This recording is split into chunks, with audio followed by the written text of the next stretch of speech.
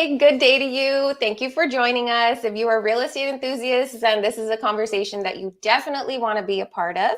I'm joined today by Snezhana Todorova with BRX Mortgages. She's going to introduce herself, but our goal today really is to talk about some of the new mortgage updates, some of the pros and cons of these mortgage updates. How does it apply to you if you're a first-time home buyer? And lastly, we definitely want to touch on what if you're coming up for renewal? What, Snezhana, do you see most people sort of picking in today's market? But let's dive into it. But please, this will be a quick conversation. But Snezhana, do introduce yourself, please. Yes, thank you so much for having me, Varsha, today. I'm excited to be here and, of course, provide some clarity as to what we have been hearing lately in the mortgage market space and how that may affect you and your situation as well. A quick intro. So as Varsha said, my name is Snezhana. I'm originally from Bulgaria, but many people love saying my name. I can hear that in their voices. I've been a mortgage broker for, I would say, over 10 years now.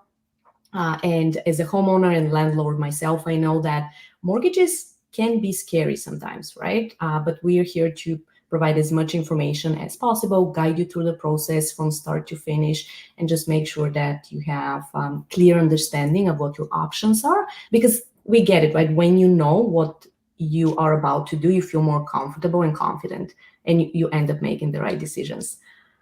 Oh my gosh. And you've nailed it. There is so much noise out there, whether it's about investing in real estate, like actively becoming a landlord, taking that first plunge and becoming a first-time home buyer. Do people even value home ownership today? Like, those are the conversations we're having on and on. And the biggest thing when someone, sometimes people have the steps reversed. You must find this as well. A lot of folks will call me directly and say, Yes. okay, I'm ready to go buy a house. And I'm always like, hold on, not yet. Go find the money, because the money matters first before you can confidently make any kind of play, offer, proceed in real estate, right? So I'm really curious, Snezhana, about, recently, the biggest headlines are 30-year amortizations are back. Right? That's the biggest hot topic, at least more so recently, for first-time home buyers. Can you break it down a little bit? And I would even say maybe touch on some of the jargon on amortization, Absolutely. like that clarity. What exactly is amortization, right? How many people really understand what that is? So in simple terms, the amortization is the life of the mortgage. How many years it will take you to pay off your mortgage in full down to zero.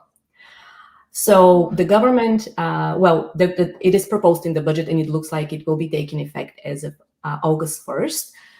In general, up until now, for anybody who is making less than 20% down payment of the purchase price, the maximum amortization is 25 years. Now, what the government is changing is that for first-time home buyers and only a select first-time home buyers who are purchasing new build properties, they can make less than 20% down payment and also choose to have 30-year amortization. Which at first, when you think about it, it's, yes, it does have benefits, but also it has some drawbacks as well. Now, of course. And so it's only pre-construction, right? Correct. This change really only affects pre-con projects, which in themselves offer a different sort of threshold. Like for folks, are they able to stomach having their money locked in for that long? Like, that's a whole different conversation. Yes. Right. And when you think about it, I would say that it's beneficial so let's just clarify. So what the 30-year amortization allows, those selected first-time home buyers who are lucky to find something in their price range. First of all, cash flow and having a lower monthly payment. So, I love my numbers, so I did a little bit of crunching. So just as an example, let's say if you were to purchase $800,000 home, make the minimum down payment required, which is $55,000. If you go with 30 amortization, your monthly payment will be approximately $390 lower than if you go with 25-year amortization. So right now we're just comparing same purchase price, same down payment, just different amortization schedules. With the longer amortization, your monthly mortgage payment is lower by approximately $390 per month, which again, it's a good chunk of money. And That's for a the first time, significant amount. now, that being said, the second benefit I see again, unfortunately, it's not for all first-time home buyers, just first-time home buyers who are buying a newly built home, never lived in, never occupied before. It's the potential increase in purchasing power. And a second quick example I will give: a family making 150,000 gross combined income, they have $100,000 for down payment. With the options of going with 30 amortization, they would qualify for approximately $40,000 higher property. So, for example, in that specific scenario, 700 purchase price versus 740 purchase price if they were to And go with the higher. that makes a difference. amortization. $40,000 makes a big difference when it comes down to offer time. So Right? initially, when you hear those numbers, it does make sense. Right. It does have some benefits. However, when we look at the small print, there are some restrictions, and mainly, as we already mentioned, is the property, the type of property they're purchasing. Now, we still don't know if there would be some rate premiums. Now, again, this is only for first-time home buyers buying new construction homes making less than 20% down payment. When you make less than 20% down payment, the mortgage needs to be insured, and there is also mortgage insurance premium added to the mortgage. We don't know yet if that premium would stay the same or change. So this is something that we will be waiting for some additional. So they're just married to that purchase price a little bit longer, 5 extra years, right? Like in making that payment over, while you see the more immediate benefits on a monthly basis, but the long-term benefits, do they actually exist? The downside, of course, we spread the mortgage over 30 years, you end up paying more interest down the road. However, on the other side, when we compare, if you are able to purchase, but however you choose to rent, when you pay the rent, more or less, this is also the money that you pay for rent I would consider that like 100% interest, because you do not get anything back eventually. For sure.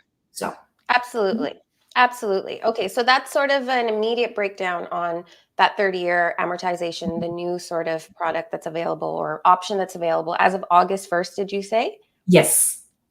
Okay. Now, there exists already, for first-time home buyers specifically, because we're talking about that right now. There's the option of pulling from RRSPs. There's and then paying the home buyer's plan.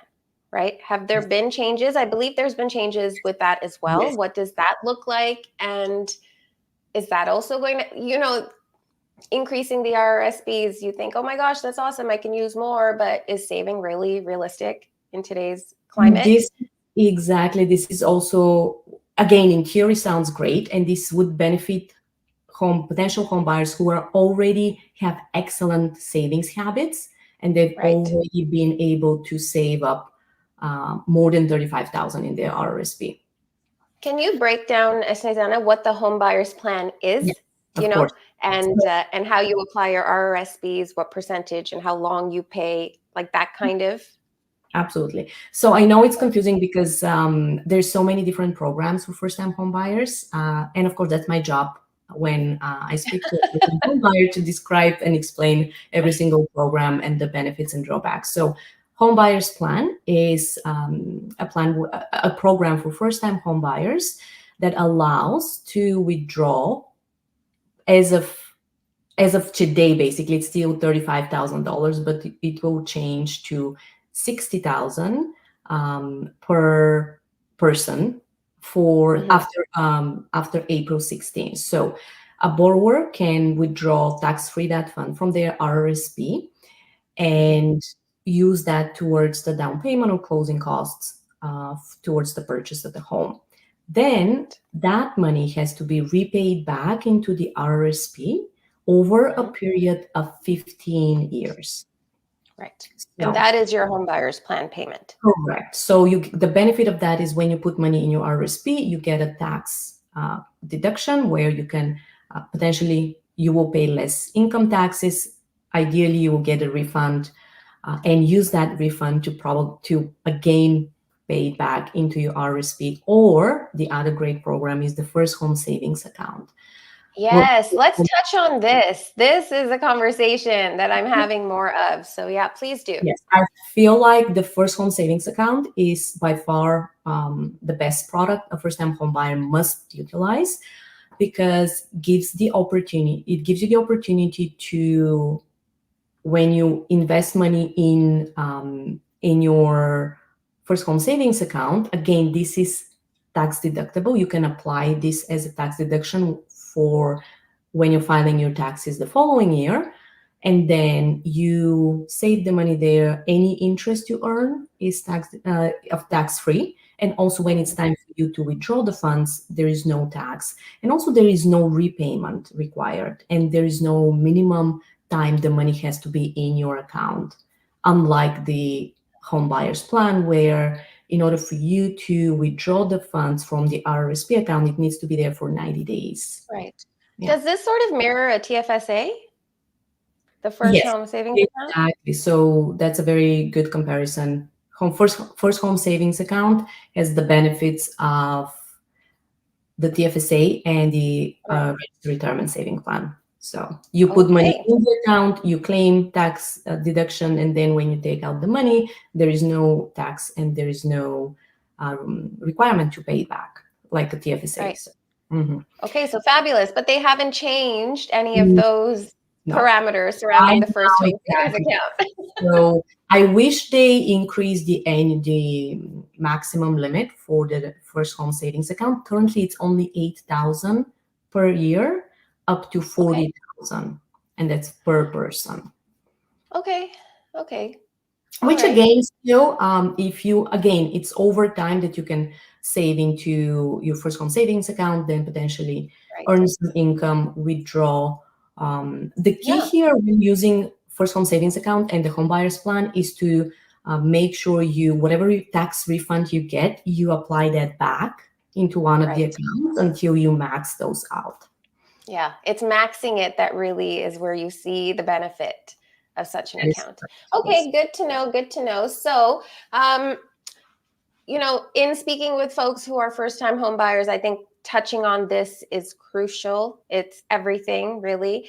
And then, what about those of us who have active mortgages today? I'm sure you're having this conversation a lot lately as well.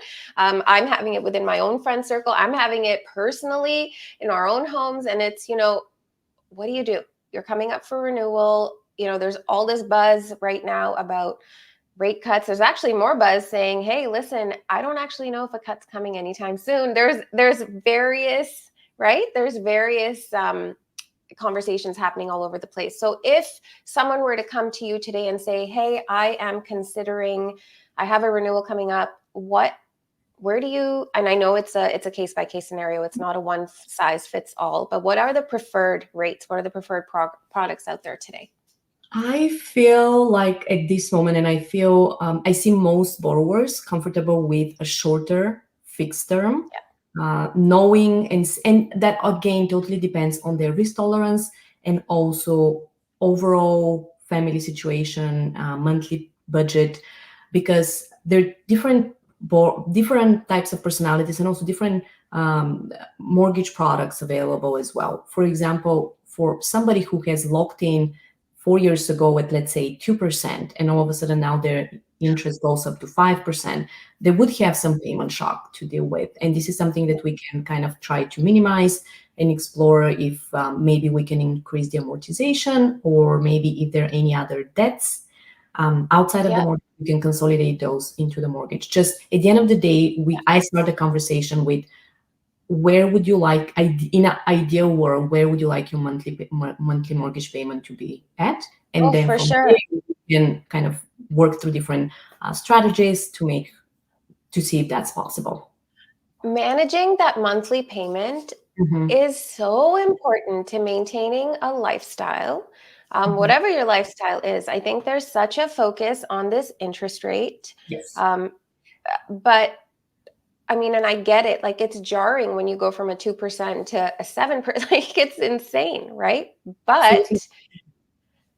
But you have to sort of break it down to your monthly payment. I think that's where the benefit of working with a broker that's looking out for all aspects of your life, finding a way to consolidate debt, like you said, to make that monthly payment and that interest rate, capture a rate for all of your outstanding debts, perhaps.